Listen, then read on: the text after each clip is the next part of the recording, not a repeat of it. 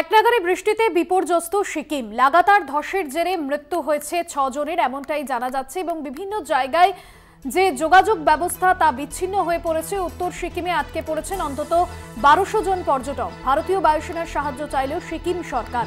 উত্তর সিকিমে আটকে পড়া পর্যটকদের এয়ার লিফটের উদ্যোগ নেওয়া হয়েছে। লাগাতার ধসের জেরে মৃত্যু হয়েছে 6 জনের। লাগাতার বৃষ্টিতে ধসের জেরে বিপর্যস্ত উত্তর সিকিম। পরিস্থিতি এমন জায়গায় পৌঁছেছে, পর্যটনের জন্য বিখ্যাত লাচুংয়ের সঙ্গে গোটা রাজ্যের যোগাযোগ বিচ্ছিন্ন হয়েছে এবং বিপর্যয়ের জেরে এখনো পর্যন্ত 1200 জন পর্যটক আটকে রয়েছেন এবং আটকে পড়া পর্যটকদের কিভাবে দ্রুত উদ্ধার করা সম্ভব তা নিয়ে কিন্তু চিন্তিত প্রশাসন। কৌস্তব ভৌমিক প্রতিনিধি রয়েছেন ফোন লাইনে। কৌস্তব, সিকিমের যে পরিস্থিতি, দিনের পর দিন ভয়াবহ পরিস্থিতি হচ্ছে, প্রাকৃতিক দুর্যোগের কবলে সিকিম। এই মুহূর্তে প্রশাসনের তরফে ঠিক কি কি প্রস্তুতি নেওয়া হয়েছে? পর্যটকরা তারা এই মুহূর্তে কতটা আতঙ্কিত? দেখো ভাস্বতী, এই মুহূর্তে সিকিম সরকারের কাছে সব থেকে যেটা বড় চ্যালেঞ্জ, সেটা যেই সমস্ত পর্যটকরা বিভিন্ন এলাকা আটকে রয়েছে তাদেরকে নিরাপদে তাদের ফিরিয়ে আনা। আর এই কারণে কিন্তু আমরা যেটা খবর পাচ্ছি যে সিকিম সরকারের তরফ থেকে বায়ুসেনা সাহায্য হয়েছে যাতে এয়ারলিফট করে তাদের সেই সমস্ত বিপজ্জনক এলাকাগুলি থেকে নিয়ে আসা হয়। আমরা গত বছর দেখেছিলাম যখন উত্তর সিকিমে বহু পর্যটক আটকে ছিলেন, তাদেরকে কিন্তু কখনো জিপ লাইন করে কখনো বা এয়ারলিফট করে নিয়ে আসা হয়েছিল। তবে এয়ারলিফট করা তখনই সম্ভব হবে যখন আবহাওয়া ঠিক হবে, বৃষ্টি বাদল কম হবে, তখন কিন্তু এয়ারলিফট করা যেতে পারে। তবে এই মুহূর্তে যে সব থেকে বড় স্বস্তির খবর সেটা হচ্ছে সিকিমে কিন্তু গতকাল রাতের থেকে বৃষ্টিপাত অনেকটাই কম হয়েছে এবং যার ফলস্বরূপ আমরা দেখতে পেলাম যে তিস্তা নদীর জলস্তর কিন্তু অনেকটাই কমেছে।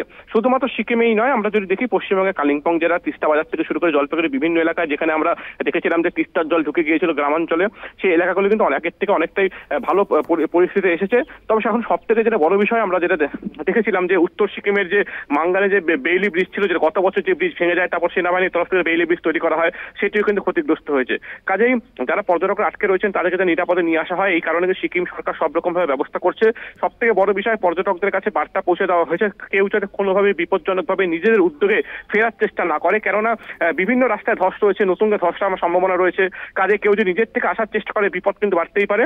সিকিম সরকার প্রত্যেক পর্যটকদের কাছে বার্তা পৌঁছে দিয়েছে, তারা যেখানে রয়েছে সেখানে যত থাকে তাদের কাছে ত্রাণ সামগ্রী পৌঁছে দেওয়া, খাবার সামগ্রী পৌঁছে দেওয়া, সবটা কিন্তু সিকিম সরকারের তরফ থেকে করা হচ্ছে এবং যত দ্রুত সম্ভব বায়ুসেনার সাহায্য নিয়ে সেই পর্যটকদের ওই সমস্ত এলাকা থেকে উদ্ধার করে আনারও ব্যবস্থা করা হবে।